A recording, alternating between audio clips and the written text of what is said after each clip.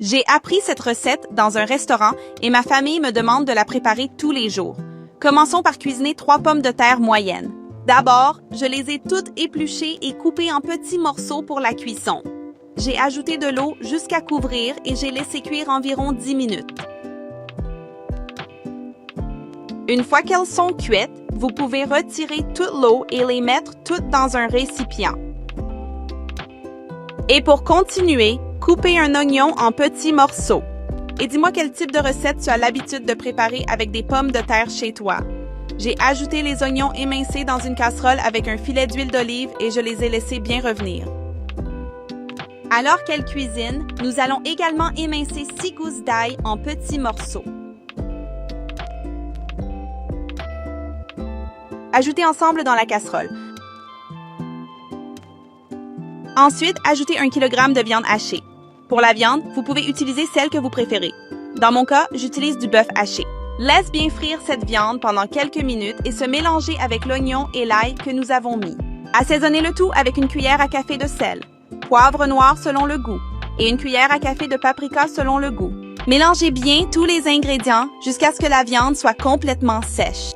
Pour ajouter de la saveur, coupez un demi-poivron rouge en petits morceaux.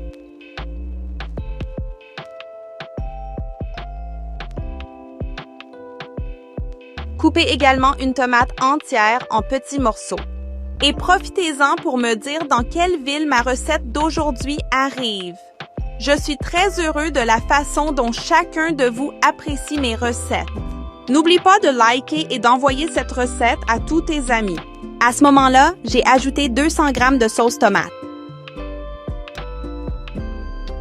J'ai tout mélangé et ajouté un peu plus d'eau.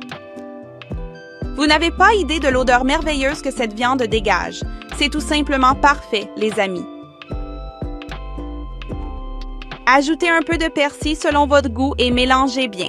Après quelques minutes, notre farce de viande sera prête. Maintenant, il suffit de mettre toute cette garniture sur les pommes de terre. Étalez bien le tout avec une spatule puis ajoutez des tranches de fromage mozzarella.